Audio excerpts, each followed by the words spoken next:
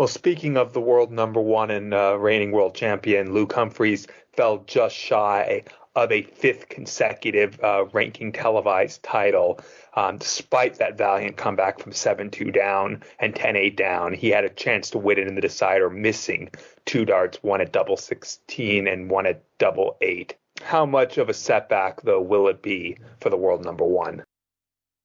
Yeah, I don't think it will be for Luke, and it's probably easy to say this after all the success that he's had in these major events over the last 5 or 6 months, winning 4 of them, becoming, as we've just said, world champion, world number one. But one of the big takeaways for me from that final, there was a lot of talk about the winner, Dimitri van den Bergh, his pace of play at times, but there was also a lot of people on social media commenting about just how well Luke Humphries spoke after losing that final and how he did handle the defeat, because he was classy in defeat, and it would have been easy to give short and sharp answers in that post-match interview on the stage. You want to get off the stage as soon as possible. You've just lost out in a final, but Luke really did speak with a lot of class, and he showed again why he is such a great ambassador for this game. And it was a very different experience, I think, for Luke Humphries this time round, going into a major final as a big favourite. He was being backed by the bookies to win, a clear favourite, whereas his other major finals that he's had, he's either been a slight underdog or he's been the slight favourite against Price, Cross, Van Gerwen. He's come up against established names, former world champions, and he's beaten all 3 of them.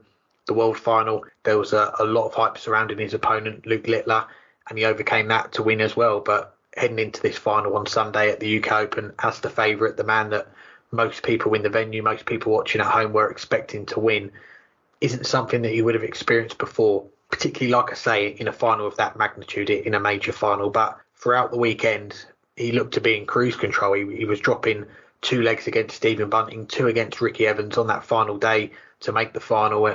But against Dimitri, for whatever reason, he did look a little bit flat. And he mentioned it'd been 5 days on the road. It'd been a long time on the road playing darts. Was it the pace of the game, not being able to get into a rhythm and a flow? I don't know, but I know that Luke, he's not one that wants to make excuses that often, but it did appear to affect him. And credit to Dimitri, because whatever chances he was getting when Luke was missing those doubles, he was there to step in, and he did go 7-2 up, 8-4. That 130 finish to go 8-4 up, that would have finished off a lot of players, and it would have been easy for Luke Humphries to go, it's not my night. But he battled back, got it back to 8-all, got it back to 10-10 from 10-8 down, and in that decider was first to a double. He carved out that chance in the last leg to win it, and he will be disappointed. Anyone is. If you miss darts to win a major title, you are going to be disappointed. But I don't think there's many other players that would have had that resolve to come back from the 7-2, the 8-4, and get that chance to win it. So to miss match darts, yeah, it's going to sting for a while. But again, something that he's not experienced before. But I think the fact is that this final has come in the midst of where we are in the season. We've got the Premier League still going on, the Euro Tour about to start this weekend. There are going to be plenty of opportunities for him to bounce back. And like I say, I think he's got a very wise head on his shoulders. He's had a lot of success in the last few months, and I think this is just going to be viewed as a bump in the road, and he'll be back to winning ways very soon.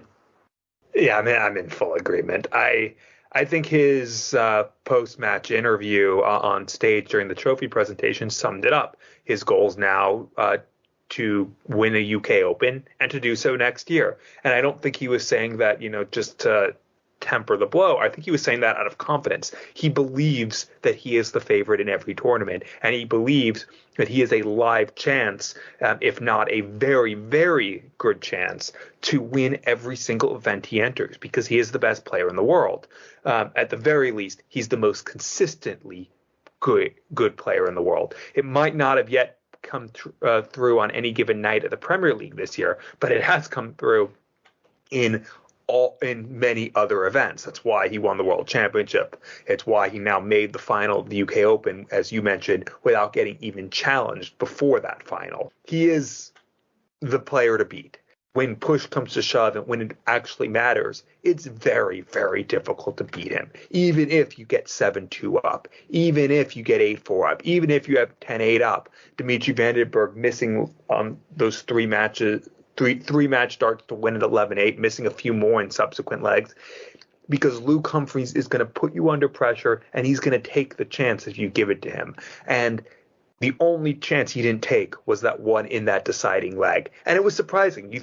you thought, and Dimitri Vandenberg clearly looked like he thought, that the match had gotten away, that Luke Humphries was going to take it. And I think Luke Humphries thought he was going to take it, and he did.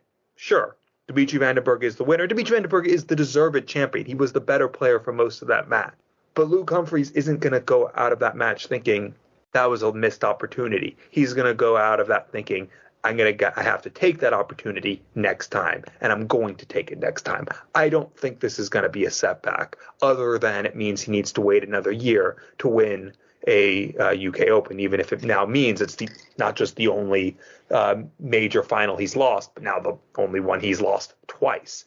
It's a temporary setback, if anything, because he knows how good of a player he is. He knows what he needs to do, and he knows that if he's in that situation again, he's not going to let Dimitri Vandenberg off the hook. He's not going to let whoever is up against him off the hook. He's going to close the deal, and he knows from the rest of the week that he has the game to do it. That's why nobody won more than a couple legs off of him before that final. It's not a setback. It's just a loss that he's going to do everything in his power to atone for next time.